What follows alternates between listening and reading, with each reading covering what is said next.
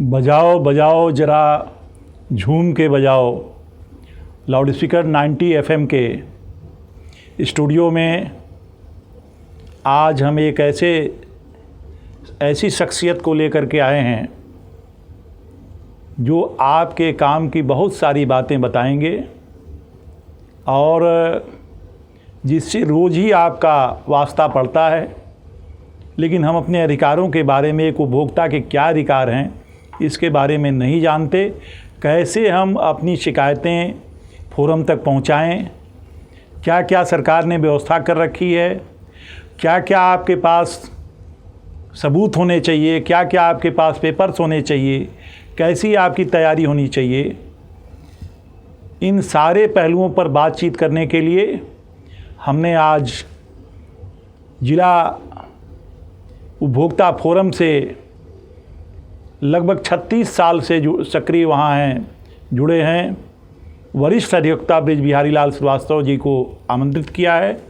श्रीवास्तव जी, आपका बहुत बहुत स्वागत, बहुत बहुत धन्यवाद हमारे स्टूडियो में पधारने के लिए।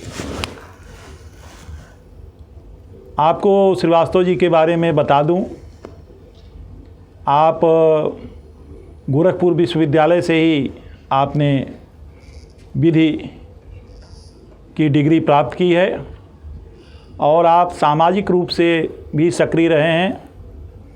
अब भी सामाजिक सरोकारों से आपका जुड़ाव है और एक सामान्य परिवार से, मतलब अपने बीच के मध्यम वर्गीय परिवार से निकल करके इन्होंने ये मुकाम हासिल किया है। इनके पिताजी LIC में विकास अधिकारी हुआ करते थे और आपका एक और पक्ष भी है जो बहुत मानवीय है। अपने इस अधिवक्ता पेशे से जुड़े होने के बावजूद ये कुछ समय उन पशु पक्षियों के लिए निकालते हैं और इनका एक शौक़ है कि पशु पक्षियों के लिए, ऊपर चिड़ियों के लिए आहार डालना। और अपने घर के सामने इन्होंने एक पात्र नाद बना रखा है जिसमें पानी भर के रखते हैं कि कोई भी पशु पक्षी बग़ैर पानी के न जिए, बग़ैर पानी के न रहे। हम इंसान हैं, तो एक इंसानियत का भी एक आपने मिसाल प्रस्तुत की है। आप इनके घर गांधीनगर जहाँ रहते हैं, मैंने खुद भी देखा है। बहुत लंबे समय से हम सब आपको जानते हैं, आप पत्रकार भी हैं। आपने आज अखबार में पत्रकारिता भी की है और आज भी समाचारों से आप जुड़े रहते हैं। भारतीय जनता पार्टी में भी आप सक्रिय रहे, नगर मंत्री रहे, महामंत्री रहे और जनता से जुड़े सवालों के लिए, जनता से जुड़े मामलों के निराकरण के लिए आपको नगर निगम में मनोनीत पार्षद बनाया गया था। उस समय महापौर राजेंद्र जी थे ना, राजेंद्र शर्मा जी थे। तो आज हमने ख़ास तौर से आपको इसलिए आमंत्रित किया है कि उपभोक्ताओं के अधिकार का ऐसा मामला है कि हम रोज़मर्रा की ज़िंदगी में प्रायः कहीं चीट कर लिए जाते हैं, हमारे साथ घटतौली होती है, कुछ सामान ख़राब भी दे दिए जाते हैं और हम मन महसूस करके घर चले आते हैं। हम कभी जानने की कोशिश नहीं करते कि इसके लिए भी एक फ़ोरम बना हुआ है। 1986 से ये फ़ोरम बना, लेकिन 1988 से ज़िले में ये अस्तित्व में आया और तब से ही आप उसमें जुड़े हुए हैं। श्रीवास्तव जी, एक सवाल ये है कि उपभोक्ता अधिकार क्या हैं, किसे उपभोक्ता कहते हैं? नहीं, सबसे पहले तो आपको धन्यवाद कि आप अपने संस्थान में इस विषय पर बात रखने के लिए आमंत्रित किया, क्योंकि मैंने 36 साल के कार्यकाल में आज मैं महसूस किया मीडिया से जुड़ने के कारण कि आज भी सामान्य आदमी सामान्य विधि की प्रक्रिया से अवगत नहीं है। तो वह जिस क्षेत्र में कार्य करता है उसी क्षेत्र में इतना व्यस्त है कि उसके अलावे क्या है, क्या सरकार ने व्यवस्था बनाई है, माननीय सर्वोच्च न्यायालय ने क्या व्यवस्था दी, अवगत ना होने के कारण वह आए दिन अन्याय का शिकार होता है। और दूसरे, आम आदमी के पास समय का बड़ा अभाव है। हम लोग पास आते हैं, कहते हैं कि साहब हमारी समस्या तो है, लेकिन हमारे साथ व्यवहारिक कठिनाई है कि हम आपको समय नहीं दे पाएंगे। तो मैंने एक सिस्टम विकास किया, चूँकि यहाँ पर गुंजाइश है और जगह गुंजाइश नहीं है, कि आप अपना समस्या हमको बता दीजिए, डॉक्यूमेंट हमको दे दीजिए, फीस दे दीजिए, आप जाइए, हम आपको जजमेंट दे देंगे। और बड़ा ही आपको विश्वास नहीं होगा, मुझे भी नहीं मालूम था, एक उपभोक्ता ने 2015 में महिला थी, उसके पति रोडवेज में थे, रोडवेज में दुर्घटना से मर गए थे मोटरसाइकिल से। तो वो दावा मैंने किया 2015 में, और इत्तेफाक से वो महिला 2016 में मर गई। मुझे नहीं सूचना मिली और मैं सब मुकदमा लड़ता रहा। 2022 में मैं मुकदमा जीता, 8.5 लाख रुपया उसको क्षतिपूर्ति मिली। मैंने सोचता गया, मोबाइल से पूछा भाई कि आपका मुकदमा, वो महिला के घर जिसने फ़ोन उठाया वो तो नाराज़ हो गया कि मेरा तो कोई मुकदमा ही नहीं है, मेरा कोई वकील ही नहीं, आप कौन हैं। तो बड़ा आश्चर्य लगा कि तब जब मैंने संबंधित वकील से बात किया, देवरिया में रहने वाले हैं, कि भैया ऐसे बात हो रहा है। तो उन्होंने कहा, तो उसने कहा कि वकील साहब, मैं 2016 में वो महिला मर गई, तो मुझे विश्वास ही नहीं हुआ कि मरे हुए आदमी का मुकदमा लंबित होगा नहीं। और कोर्ट भी नाराज़ होती है कि जब मुकदमा 2016 में मर गया तो कैसे आप पैरवी कर रहे थे। तो मैंने कहा था कम्युनिकेशन का अभाव है, लेकिन सिविल सूट में अगर वह उपभोक्ता या अधिकारी मर जाए तो कोई आपको क्लेम नहीं मिलेगा। नहीं, तो ये केस क्या फोरम में दायर हुआ? हाँ, फोरम में दायर हुआ था। एक्सीडेंट के केस भी फोरम में दाखिल किए जा सकते हैं? जी, वह एक थोड़ा सा अलग है। जो मोटर दुर्घटना का मामला है वो अलग विषय होते हैं जी। और अगर आप व्यक्तिगत आप किसी वाहन दुर्घटना का शिकार हो गए, या वाहन आपका शिकार हो गया, या आप स्वयं पर्सनल एक्सीडेंट के शिकार हो गए, तो वो फोरम में आएगा। अभी मैं बता दूंगा कि फोरम में क्या क्या आएगा। ये खाली इसलिए बता रहा हूँ कि यह जानकारी हमें भी उतनी नहीं थी कि अगर कोई उपभोक्ता मर गया है और वो मुकदमा चलता रहा और बीमा कंपनी ने पैसा दे दिया, तो जो वो 8 साल पहले मर चुका है तो क्या होगा। तो उसमें नेशनल कमीशन ने कहा कि नहीं, उसके लीगल हेयर को पैसा मिलेगा जी, ये खारिज नहीं होगा। और वो भी वही सुल्तानपुर करने वाले हैं, उस 8 साल का बच्चा है और प्रक्रिया पूरी करके आया। 8.5 लाख रुपया मैंने उस मरी हुई महिला का जो क्लेम आया, मैंने उसके बच्चे को लीगल हेयर को दिलाया। जी जी जी। तो ये इसलिए कि बड़ा एडवेंचर है ये। जी जी। क्या अगर उपभोक्ता मर गया। ये आपने एक जानकारी जो सामान्य तौर पे लोगों को नहीं पता है कि एक्सीडेंट केस भी फोरम में दाखिल किया जा सकता है। बहुत ज़्यादा विस्तार है इसका। सरकार ने तो बहुत अच्छी विधायिका ने एक अवसर दिया है जी। और हम विश्वास करते हैं कि जितना न्याय, ख़ास तौर से इंश्योरेंस कंपनी, मैं किसी कंपनी के विरुद्ध नहीं कहना चाहता हूँ, लेकिन ये टोटल देखा जाए तो 2 तरह के बीमा हैं, एक वाहन के GIC और एक LIC जीवन के लाइफ के। जी जी। तो दोनों का अगर आप गोरखपुर के 1988 से लेकर के अगर आप आंकड़े निकालिए तो 90% उपभोक्ता मुकदमा जीते हैं, 90% जी। और इनका जो क्लेम खारिज करने का जो स्लोगन है वह नंबर 1 पर है, कंसीलमेंट ऑफ हेल्थ। ये LIC वाले हैं जी। GIC वाले ये कहते हैं लेट इंटीमेशन। अब आप बताइए, उनके यहाँ प्रपोजल पॉलिसी में लिखा हुआ है इमीडिएट सूचना दीजिए।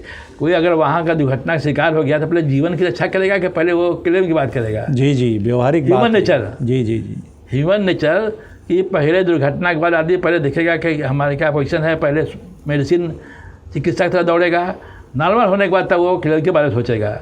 इनका किताब, इनका पॉलिसी बॉन्ड कहता है आप इमीडिएट सूचित कीजिए। इमीडिएट तो वही सूचित करेगा जो दुर्घटना हुआ ही ना हो और क्लेम लेना हो, तालमेल बैठा करके वही इमीडिएट करेगा जी। सामान्य व्यक्ति तो पहले जीवन रक्षा करेगा।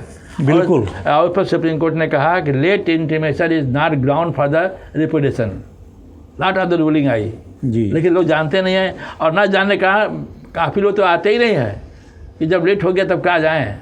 और आपको विश्वास नहीं होगा, एक आदमी मेरे पास आया, रोने लगा।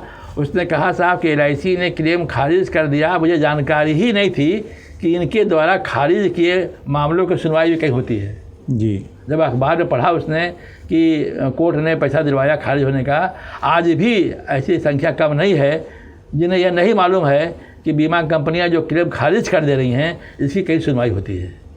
तो आपका एक चैनल अच्छी थी। वकील साहब, हम लोग जो ये हमारा लाउड स्पीकर 90 FM, इसमें हम लोगों ने इसी जो आम तौर पे जो जनता से जुड़ी समस्याएं हैं, उनके जो सवाल आते हैं, उसमें लाउड स्पीकर अरेस्ट के तहत एक हमारी सीरीज़ है उसमें हमने आपको आमंत्रित किया है। नहीं ठीक है, क्योंकि ये विषय ऐसा है उपभोक्ताओं के अधिकार का कि अभी देश के पढ़े लिखे लोगों को भी बहुत सारी चीज़ें नहीं मालूम है, आम जनता की बात तो अलग है। तो आज पहले हम ये जानना चाहते हैं कि उपभोक्ता किसे कहते हैं और कैसे उपभोक्ता शिकायत की जा सकती है, कैसे ये मामले फोरम तक जी पहुंचाए जा सकते हैं, ऑनलाइन या ऑफलाइन। प्रथम विषय यही उठता है, हु इज कंज्यूमर, उपभोक्ता है कौन, उपभोक्ता कौन है। तो अधिनियम में उपभोक्ता संरक्षण अधिनियम 1986 की धारा 2 में परिभाषित किया हु इज कंज्यूमर जी। तो उन्होंने कहा कि हर वह नागरिक उपभोक्ता है जिसने किसी वस्तु या सेवा, गुड्स एंड सर्विस, 2 विषय है फोरम में जी। तो गुड्स और सर्विस का प्रतिफल दे करके, यानी कंसीडरेशन देकर, पैसा दे करके उसने प्राप्त किया जी। सेवा में बहुत चीज़ आ जाएगा, बिजली कनेक्शन से लेकर, रेलवे की सेवा से लेकर, जितनी भी पोस्ट ऑफिस है, तो उस सेवा को प्राप्त किया, उस सेवा में अनियमितता पाई गई या परफॉर्मेंस नहीं मिला जिसके लिए हमने पैसा दिया था जी, तो वह उस सेवा का उपभोक्ता हो गया। वस्तु के संदर्भ में जो वस्तु हमने खरीदा उस पर जो लिखा हुआ है, फर्स्ट तो ये लिखा है जो उसका नेट वेट है वो वेट होना चाहिए, जो उसका MRP लिखा हुआ है। इस पर बड़ी अच्छी रूलिंग नेशनल कमीशन ने कहा, हैदराबाद के एयरडम पर वो किसी ने बियर खरीदा और उस पर MRP लिखा था और उन्होंने MRP से 1.5 गुना 2 गुना पैसा लिया। उनका कहना था कि हमको एयरडम का जो शॉप मिला है उसको इतना हमको देना पड़ा है, इसलिए हम बढ़ा के लेते हैं। कोर्ट ने कहा नहीं, आप परमिसेबल नहीं हैं, आपको अगर प्रॉफिट नहीं होता तो आप इस काम को बंद कर दीजिए, बट MRP के अगेंस्ट पैसा आप नहीं ले सकते हैं और लेते हुए पाए गए हैं तो आपको कंपनसेशन देना पड़ेगा। तो MRP से ज़्यादा पैसा नहीं ले सकते, इसलिए कि उसका माने ये मैक्सिमम रिटेल प्राइस जी, अधिकतम विक्रय मूल्य जी। तो जब अधिकतम विक्रय मूल्य who is the competent person, तो government of India is competent person या government is the competent person to declare the MRP। तो MRP में आपका बेनिफिट, वो जो निर्माता है जो विक्रेता है दोनों का लाभ उसमें जुड़ा हुआ है जी, इसीलिए MRP बनाया गया जी। लेकिन आए दिन वो लेते हैं, विक्रेता लेते हैं और आदमी छोटे विवाद के कारण उसको टॉलरेट करता है जी, कि कौन जितना पैसा हम, हमारे जिस पैसे के लिए हम जाएंगे जी। तो न्याय की प्रक्रिया इतनी जटिल हो गई है। हालांकि विधायिका ने लिख दिया है कि उपभोक्ताओं के विवादों की सुनवाई 3 माह में जी, जहां सामान्य शिकायत है और जहां लेबोरेटरी से, प्रयोगशाला से रिपोर्ट मंगानी है वहां 5 माह में आपको डिसाइड कर देना है। हमारे ख्याल से जब 1988 में ये बना तो शुरू में तो हो गया, तो 2-3 साल तक तो जब मुकदमे बहुत कम आते थे जी। तो वो मुकदमे 3 माह में जी, से 5 माह में हो जाते थे और उसमें बड़ी सुविधा थी, केवल कंज्यूमर शिकायत करता था और सारे खर्च सरकार देती थी जी। यानी कि पोस्टेज खर्च, वहाँ जहाँ अपोजिट पार्टी को जाना सब सरकार देती थी। हमको ये नट सेल में ये बताइए कि जैसे मान लीजिए कि मैं किसी दुकान पे सामान लेने गया, जैसे मान लीजिए कि मैंने आटा ख़रीदा, आटे का मूल्य चुकाया, आटा जो उस पे पैक पे लिखा हुआ है उससे जो कम मात्रा में है, तो हमको अगर जो इसकी कंप्लेंट करनी है तो हम कैसे फोरम में जाके कंप्लेंट करें? पहली बात तो आपने कहा कि जो हमने आटा खरीदा और नेट वेट इस पर लिखा हुआ है, हाँ, और वह नेट वेट नहीं है, हाँ। तो पहली बात कैसी आपको जानकारी कैसे हुई कि जो लिखा हुआ है कि नहीं? तो आपको जाना पड़ेगा, जब सरकार द्वारा बाट माप कार्यालय है जी, वहाँ जाके आप निवेदन करेंगे, दरखास्त देंगे कि यह वस्तु हमने खरीदा है, इस पर यह नेट वेट लिखा हुआ है। आप अपने जो लेबोरेटरी आपकी है उसमें इसको तौल के बतावें कि क्या जितना मात्रा इसमें लिखा है कि नहीं है, क्योंकि कल्पना के एलिगेशन, कल्पना के आधार पर आरोप तो कोई सुनवाई नहीं हो सकती है। जी जी जी। तो प्रॉपर प्रोसीडिंग है कि उस वस्तु का नेट वेट जो लिखा हुआ उतना है कि नहीं। Who is the competent person, तो कहा बाट माप कार्यालय। बाट माप कार्यालय जो है वह सक्षम विभाग है जो इस बात का प्रमाण देगा कि जो नेट वेट लिखा हुआ उतने उससे इतना कम है इसमें जी। तब आप उनको एक नोटिस देंगे कि आपने जो वस्तु बेचा है उसमें इतना कम है। आप तो नोटिस तो फोरम के जरिए जाएगा? नहीं, पहले आप स्वयं उपभोक्ता कोई मतलब बताने का मेरा यह हमारा उद्देश्य यह है। तो उपभोक्ता स्वयं भी नोटिस दे सकता है? हाँ बिल्कुल। अच्छा। हमारा यह बता रहा है उद्देश्य यह है कि हर आदमी लिटिगेशन से घबराता है। जी। सामान्य स्वभाव, जी जी जी, आज का सामान्य स्वभाव है कि कानूनी प्रक्रिया में बड़ा खर्चा है और बड़ा विलम्ब है, तो बिना कानूनी प्रक्रिया के भी आपको न्याय मिल सकता है। तो आप जो है उस विभाग को, जिस विभाग ने उसका मैन्युफैक्चर है और जिसने बेचा पैसा लिया आपसे, दोनों को आपको लिखना पड़ेगा कि जो आपने सामान बेचा सुबह, उस सामान में मैंने जांच किया, इतना वेट कम है, क्योंकि आप केवल विक्रेता हैं, आपने प्रतिफल लिया है, इसलिए आप भी भागीदार हैं इस ऑफेंस में जी, क्योंकि अपराध करना में वो भी अपराधी माने जाते हैं जो अपराध में सहयोग करते हैं। 120 भी IPC में है। उसी तरह इसमें भी है कि जो विक्रेता है वो भी भागीदार है। हो सकता है कि आपको उनसे लिंक हो कि भाई हम इतना पैकेट दे रहे हैं, इसमें इतना लिखा है, इतना कम है, उसका हिस्सा हम बांट लेंगे। तो वो भी एक अकाउंटेबिलिटी उनकी भी बनती है कि ऐसा सामान ना बेचें जिसमें इस तरह के संभावना हो जी। फिर आप मैन्युफैक्चर को लिखेंगे कि जो आटा का पैकिंग है इसमें हमने उसको जांच करवाया, इतना कम पाया, अगर वह और हमारा इतना लॉस हुआ, इसका आप इमीडिएट हमारा भुगतान कर दीजिए, नहीं तो हम कोर्ट में जाएंगे, आप जिम्मेदार होंगे जी। ये सूचना पहले उनको आप देना होगा। अगर वो कोई आपके जवाब नहीं देते हैं तब आप कंज्यूमर फोरम में जाएंगे, और कंज्यूमर फोरम जाने के लिए जो परफार्मा बाहर बोर्ड पर लगा हुआ है फोरम के बाहर, उस परफार्मा में अपनी शिकायत दर्ज करनी होगी। इस समय जो नियम है कि 5 लाख रुपये तक का अगर वस्तु या सेवा का विवाद है तो कोई कोर्ट फीस नहीं है। अब एक लंबा इतिहास 36 साल का है, कब क्या था, लेकिन 2000 अब कोई कोर्ट फीस नहीं है। 5 लाख तक, 5 लाख तक, उसके ऊपर कोर्ट फीस है 5 लाख से ऊपर। और जिले स्तर पर इस समय 50 लाख रुपये का विवाद की सुनवाई का अधिकार है। अच्छा, ये फोरम आपकी 50 लाख रुपए तक की सुनवाई कर सकती है। इससे ऊपर 2 करोड़ तक जो है लखनऊ राज्य आयोग को है, और 2 करोड़ से ऊपर इनहेरेंट कोई लिमिट नहीं है, वो राष्ट्रीय आयोग। एक समस्या और आती है वकील साहब, जैसे मान लीजिए कि इस समय मोबाइल, अभी आप मोबाइल की बात कर रहे थे, आपने कोई मोबाइल ख़रीदा, हमने ख़रीदा या किसी और ने ख़रीदा, हमारे श्रोता और देखने वाले इसको सुन रहे हैं, देख रहे हैं, उनके सामने भी रोज़ इस तरह की चीज़ें आती हैं।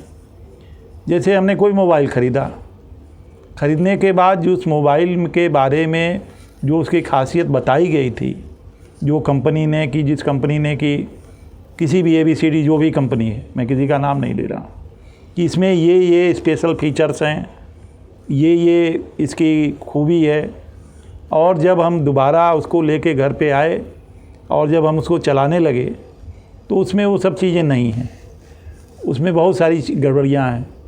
उस स्थिति में हम चाहते हैं कि फोरम में जाना, इसकी कंप्लेंट करना, और हम दुकानदार के पास गए, हमने कहा कि इसको वापस ले लीजिए, वो वापस लेने को तैयार नहीं। वो कह रहा है कि हमने बेच दिया, अब मेरी जिम्मेदारी ख़त्म हो गई, कंपनी जाने और आप जानिए। उस स्थिति में जो भोक्ता है उसको फोरम में जाके कैसे क्या करना चाहिए?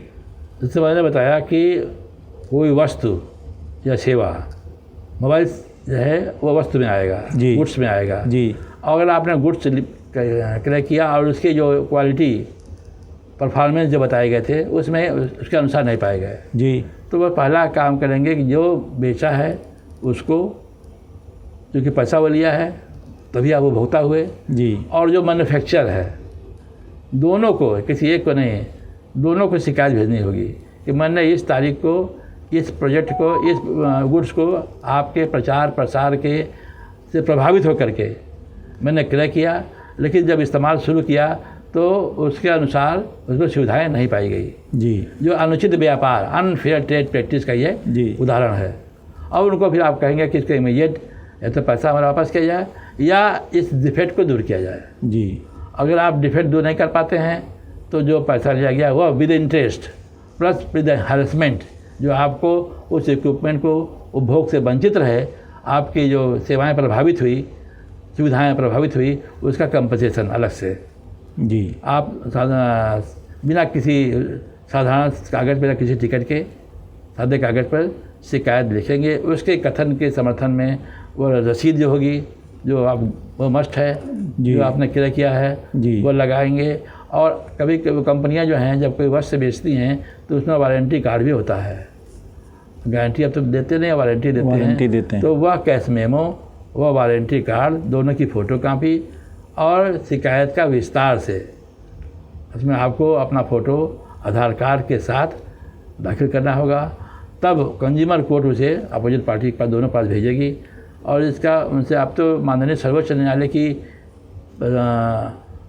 5 जजों की जो व्यवस्था आई, केवल इसलिए आई, हालांकि एक्ट में पहले से प्राविधान था, लेकिन 5 जजों के फैसले ने यह सुनिश्चित कर दिया कि जो विपक्षी हैं वह जिस दिन नोटिस पा जाएंगे उसके 45 दिनों के अंदर उन्हें अपनी जवाबदेही दाखिल कर देनी है।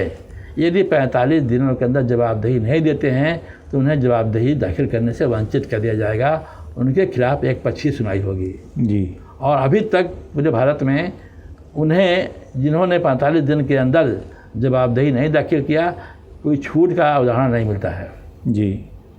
तो यह सर्वोच्च न्यायालय ने व्यवस्था दी ताकि उपभोक्ताओं को, और ये से बहुत राहत मिली है। हालांकि इससे सारी कंपनियां परेशान हैं क्योंकि वो अपना सिस्टम से काम करते हैं जी, और उनके सिस्टम से कोर्ट में मजबूर नहीं है जी। तो एक आया। एक बात और है वकील साहब कि जैसे कोई आदमी चाहे तो सीधे फोरम में जाके अपनी शिकायत कर सकता है। बिल्कुल बिल्कुल, वकील रखने की कहीं भी, फोरम में नहीं, हिंदुस्तान के किसी भी कोर्ट में जी अधिवक्ता रखना अनिवार्य नहीं है। एनी सिटीजन जी can file the complaint any court जी। लेकिन इसलिए रखना पड़ता है कि आज का आदमी चाहे कितना पढ़ा लिखा हो, उसकी प्रक्रियात्मक जानकारी नहीं होती है, इसलिए मजबूर है जी।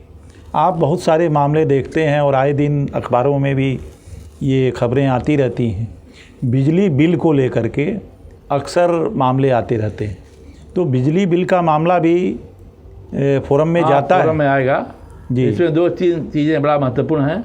एक तो मैं मेरी 44 साल की वकालत है जी, पत्रकारिता अभी 36 साल की है जी। भारत सरकार ने जो इलेक्ट्रिसिटी एक्ट 2005 इसमें है, लेटेस्ट जो अमेंडमेंट होकर आया है, इसमें कहीं भी यह डिफाइन नहीं किया what is the meaning of the correct meter reading जी। और पता नहीं, मुझे नहीं मालूम कि आपकी संस्था अलाउ करेगी। मैंने ये भी देखा 2005 से लेकर 2025 तक संसद में यह विषय उठाया नहीं गया। अब पूरा देश, जितने देश में उपभोक्ता हैं, लगभग 90% लोग इससे परेशान हैं कि बिजली का बिल उपभोग से अधिक आ रहा है। अब प्रश्न उठता है कोर्ट के सामने, कंज्यूमर कह रहा है कि उपभोग से अधिक बिल आ रहा है, डिपार्टमेंट कह रहा है कि बिल करेक्ट आ रहा है।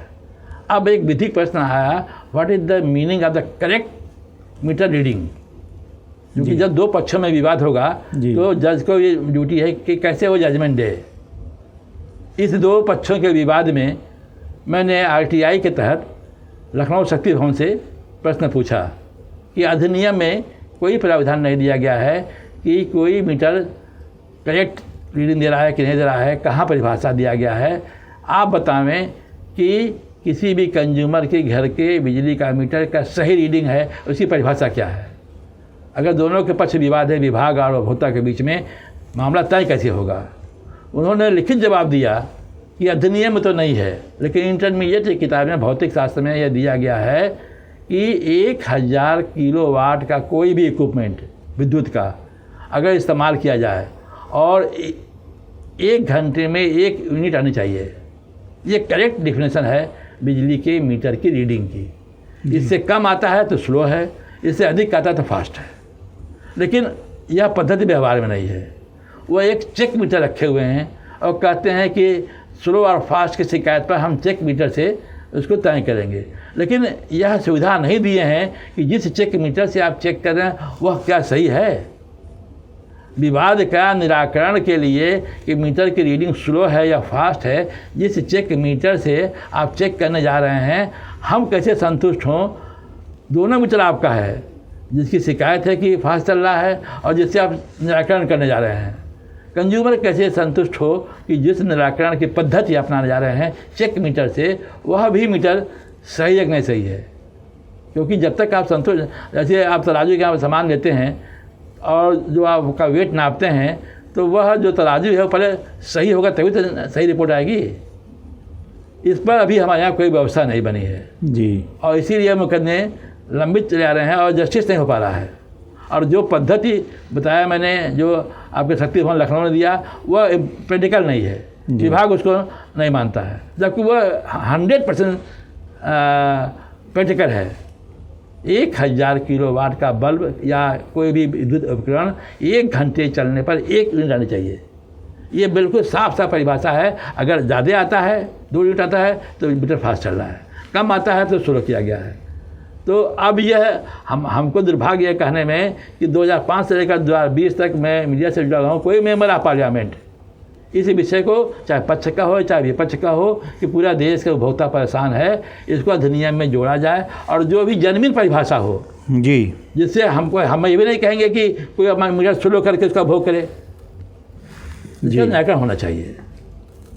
ये उपभोक्ताओं की शिकायत ऑनलाइन हो, इसके लिए ये व्यवस्था आ गई है। ऑनलाइन शिकायत कर सकते हैं। व्यवहारिक कठिनाई क्या है जी? व्यवहारिक कठिनाई यह है कि सरकार के पास पैसा नहीं है।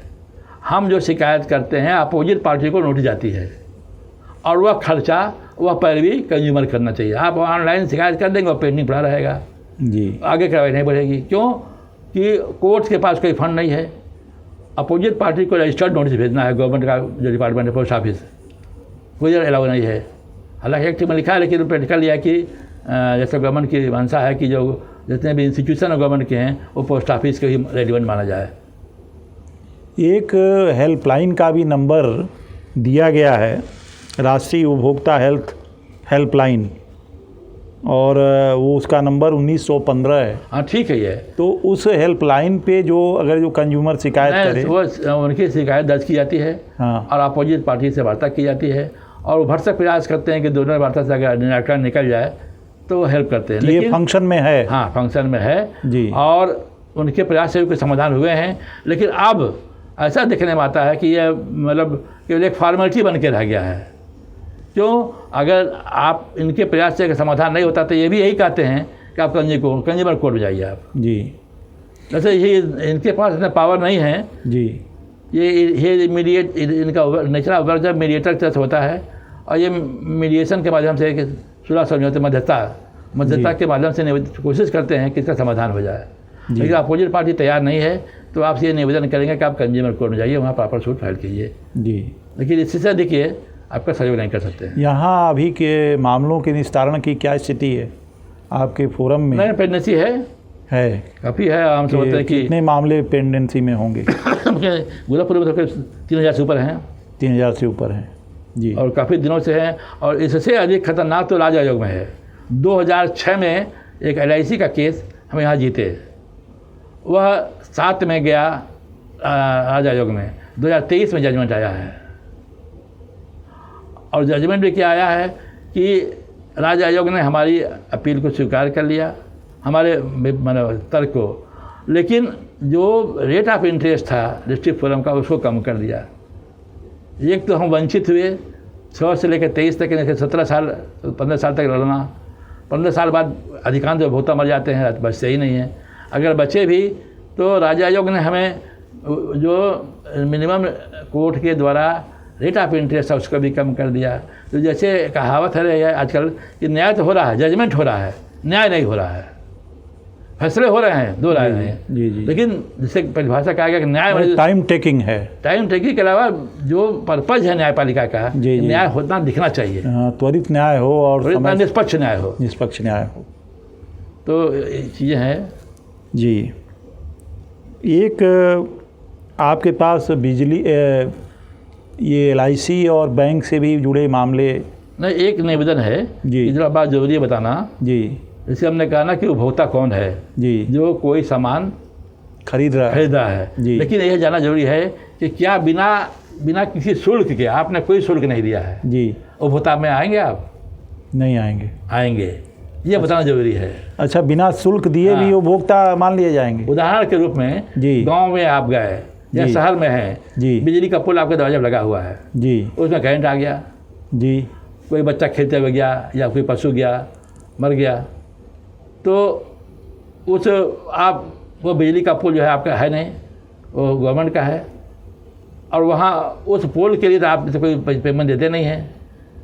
तो विभाग ने कहा कि नहीं, ही इज नॉट कंज्यूमर, क्योंकि वह हमको कोई बिजली के पोल का तो इसमें माननीय सर्वोच्च न्यायालय ने व्यवस्था दिया कि वह जो बिजली के करंट से प्रभावित परिवार है, जिसका बच्चा पड़ा हुआ है, जिसका पशु मारा गया, वो अभी कंज्यूमर माना जाएगा। कैसे माना जाएगा? उसको दिया he is a potential user, संरक्षित उपभोक्ता है वो। ये राज्य का दायित्व है कि जो भी चीज़ें पब्लिकली हो रही हैं उसकी व्यवस्था ऐसी सुनिश्चित हो कि किसी को क्षति ना पहुँचे। 11,000 वोल्टेज का आप देखेंगे पूरे प्रदेश और देश में वायरिंग है, बड़ी तार गए हैं। वे तार खेतों से गुजरते हैं समांतर, और इस जब फसल पूरी होती है मार्च अप्रैल के महीने में, तो खेतों में आग लग जाती है उसके स्पार्किंग से, तो वह बिजली विभाग उसके लिए भी जिम्मेदार है। किसान का जो फसल जलकर नष्ट हुआ है इसके लिए स्पार्किंग से फर्म कम्पिटेंट है, इसके लिए हमने कई लोगों को दिलवाया है पैसा।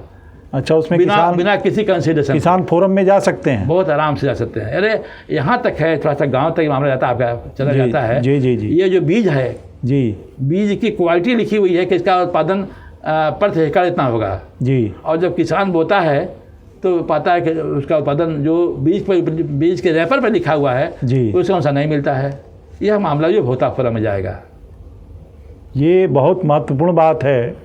हमारे जो किसान भाई हैं वो भी सुन रहे होंगे, देख रहे होंगे कि यदि आपको जो बीज आपने लिया और पैकेट पे जो दावे किए गए उत्पादन के और वो उसके मानक के अनुसार नहीं है, ट्रायल करके नहीं मिलते हैं, और ऐसा होता ही है, तो आप उसके लिए अपील फोरम में कर सकते हैं, दावा कर सकते हैं जो। लेकिन थोड़ा उसमें आपको परिश्रम करना पड़ेगा कि जिला कृषि केंद्र से उसकी रिपोर्ट लेनी होगी, क्योंकि यह साबित करना होगा कि जो भूमि आपकी है वो उपजाऊ है जी।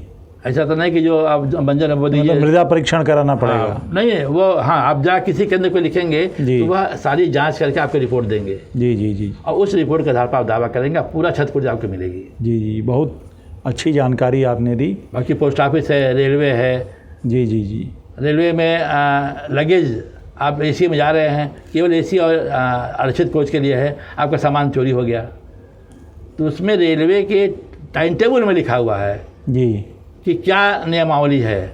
जो ही आपके जो कोच का कंडक्टर है जी, उसकी ड्यूटी डिफाइन की गई जी कि कंज्यूमर जो ही आपको सूचित करेगा कि हमारा सामान गायब है, आप तत्काल कोच के दरवाजे को लॉक करेंगे, जितने पैसेंजर हैं उनकी चेकिंग करेंगे और चेकिंग रिपोर्ट बनाएंगे उस समय कितने पैसेंजर थे, और ये आप बना कर देंगे कि जो सामान उनका गायब हुआ था चेकिंग करने पर कहीं नहीं पाया गया जी। उसके बाद से उसका FIR लिखवाने की जिम्मेदारी कोच कंडक्टर की है।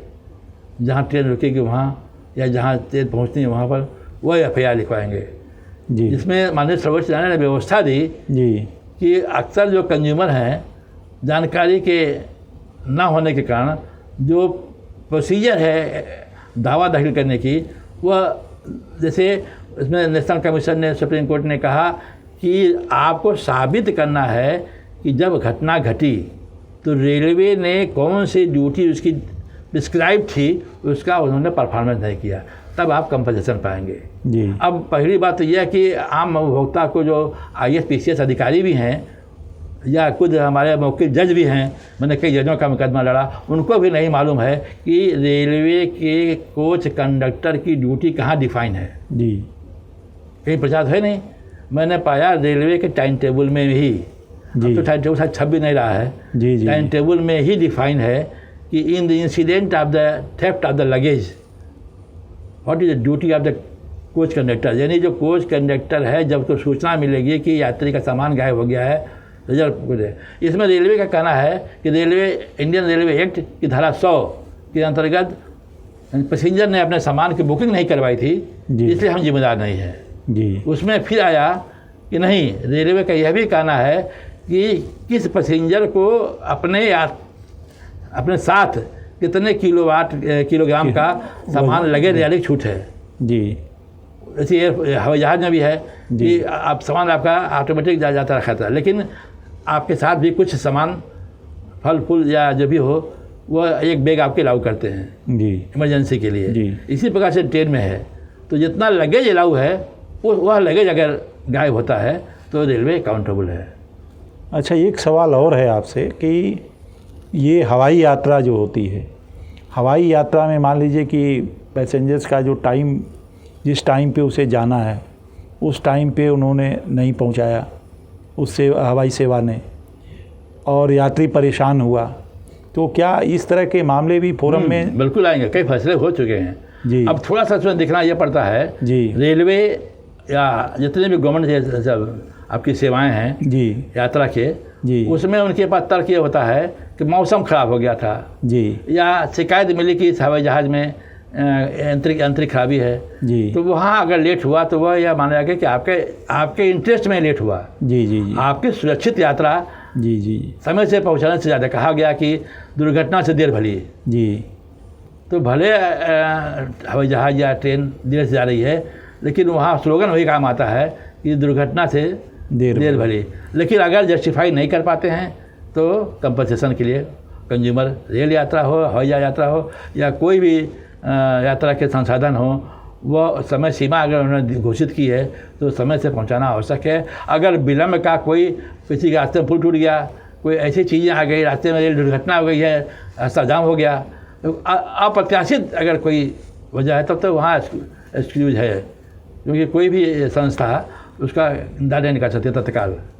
आपका बहुत लंबा अनुभव रहा है इस उपभोक्ता फोरम में, और आप रोज़ ही दावे दाखिल करते हैं, फैसले भी आते होंगे, लेकिन कोई ऐसा फ़ैसला जब आया हो जब आपको बड़ी खुशी मिली हो कि मैंने कुछ ऐसा किया, और उस एक अलग तरह की खुशी मिली हो, कुछ याद आता है आपको? कोई ऐसा आपने केस या दावा दाखिल किया हो जिसके बाद आपको लगा हो कि कोई ऐसा मतलब एक अलग तरह की खुशी कुछ याद है आपको? अब एक यही रेल यात्रा में याद है कि यहाँ पर गोरखपुर मेडिकल कॉलेज में चेस्ट स्पेशलिस्ट थे जी, नाम भी देखिए भूल रहा हूँ, उन्होंने यह दावा, उनकी पत्नी अपने लड़की को गोद भराई कार्यक्रम में लेके जा रही थी और सारे जेवर अटैची में थे, और वह अटैची गायब हो गई। रेलवे का कहना था कि आपने इंटीमेट नहीं किया, रेलवे को क्या अटैची में क्या है। ये आया कि तो अटैचमेंट डिक्लेयर करने के प्रावधान नहीं है, ये तो हमारी सेफ्टी के लिए है जी, जिसको नहीं जानना वो जान जाएगा तो अटैची के पीछे पड़ जाएगा जी। और अटैची जो है रेल के जो वेट के जो ले जाने के छूट है उसके अंतर्गत था। और वह मुकदमा गोरखपुर के डिस्ट्रिक्ट फोरम से लेकर माननीय सर्वोच्च न्यायालय तक, और डॉक्टर साहब जिस समय यह फैसला हुआ उस समय वो दिल्ली के में हॉस्पिटल में भर्ती थे। लगभग इस पूरे कार्य गोरखपुर से सुप्रीम कोर्ट लड़ने में उन्हें करीब 20-22 वर्ष लगे जी। लेकिन मेरे पास फ़ोन आया था जी, और उन्होंने कहा कि साहब मैं बचूंगा नहीं, लेकिन आपको धन्यवाद दे रहा हूँ कि मैं यह मुकदमा सुप्रीम कोर्ट से जीता। जीत गए वो। हाँ, इतना बड़ा पेशेंस चाहिए हमारी न्याय व्यवस्था में। जी। और रेलवे को जिम्मेदार पाया गया। रेलवे अपील में गई थी सुप्रीम कोर्ट, अपील सुनी ही नहीं गई, सुनवाई के स्टेज पर खारिज कर दी गई। तो खुशी तो मिली, लेकिन इस बात का अफसोस हुआ कि जिससे न्याय मिला वो मतलब उसका भोग नहीं कर सका, उनकी पत्नी ने जरूर किया। तो हमारे देश में जैसे एक चीज़ और है, अभी आपने जब प्रश्न पूछा, जरूरी है कि जो निर्णय हो रहे हैं उससे ज़रूरी है निर्णय का अनुपालन। जी। बड़ी संख्या में ऐसे मुकदमे हैं, लंबित हैं, जो निर्णय तो हो गया है, उसका अनुपालन नहीं हो रहा है। तो ये जो अनुपालन करने वाले विभाग हैं या जो यह प्रशासनिक सेवा है जी, जो आपके कार्य एजुकेटिव है, उनकी जिम्मेदारी है ये। तो ये फोरम के जो कोर्ट है इसके पास कोई अधिकार नहीं, इनके पास सिस्टम वही है कि ये डीएम को कलेक्टर को लिखते हैं जी कि हमारा ये जजमेंट मैंने किया है जी, ये अपोजिट पार्टी का डिटेल है जी, ये कंप्लायंस नहीं कर रहे हैं जी, इनके खिलाफ गिरफ्तारी वारंट जारी किया जाए, इनके खिलाफ कुर्क किया जाए इनका दुकान। ये जो सिस्टम है जो सिविल कोर्ट का है, कंज्यूमर कोर्ट का भी वही है। तो मुझे क्या आपको आपका एक जो तजुर्बा है, अब इस स्थिति में आप पहुंच चुके हैं कि एक सजेशन भी आप के जरिए सरकार को और संबंधित जो ऊपर बैठे हुए लोग हैं शीर्ष पर, कि ये फोरम को अगर जो अधिकार नहीं होंगे तो अधिकार तो है, मतलब जो इस तरह के कंप्लायंस का, जैसे मान लीजिए कि कोई निर्णय हुआ और निर्णय को इन्होंने भेज दिया डिस्ट्रिक्ट मजिस्ट्रेट के यहाँ, अब वहाँ से उसका कार्यान्वयन नहीं हो रहा है तो उसका संज्ञान कौन लेगा और उनको कौन बाध्य करेगा, कैसे? ये तो पब्लिक को तो अल्टीमेटली राहत तब मिलेगी ना जब उसका कार्यान्वयन हो। तो मैंने कोशिश किया जानने की जी, तो कुछ जजों ने जी कंज्यूमर फोरम में जो काम करते थे जी, उन्होंने आगे बढ़ करके, मुझे नहीं मालूम की प्रक्रिया क्या, उन्होंने भी कहा कि मुझे भी नहीं मालूम, लेकिन न्याय हित में करता हूँ। जैसे डीएम को दिया गया था, एसडीएम को, तो वह इस मामले का निराकरण करें। अब वह रिपोर्ट समय से नहीं दिए तो इन्होंने ट्रेजरी को लिख करके उनका वेतन रोका दिया कि इनका वेतन रोका जाए, क्योंकि कंज्यूमर कोर्ट के फैसले का निराकरण में इन्होंने इंटरेस्ट नहीं लिया, ना ही बताया कि अगर इनको जो जिम्मेदारी सौंपी गई थी इसका परफॉर्मेंस क्यों नहीं हुआ।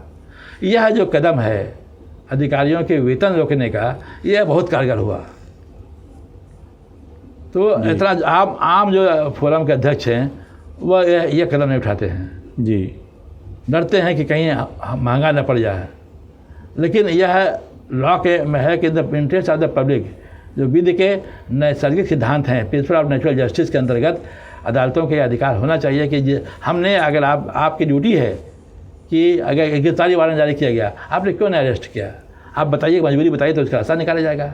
लेकिन आप रखे हुए हैं, हमने कहा कि इनकी प्रॉपर्टी अटैच करके कुट करके यहाँ जमा कीजिए पैसा। अब आप देखिए कि जितने फाइनेंस कंपनियाँ हैं उनसे फैसले हुए, लेकिन फैसला लेके आदमी बैठा हुआ है। अब मालूम आप 75% फाइनेंस कंपनियाँ के कोई वजूद ही नहीं है, ना ऑफिस है, ना आदमी, ना अकाउंट है। तो ये जजमेंट बेकार हो गया।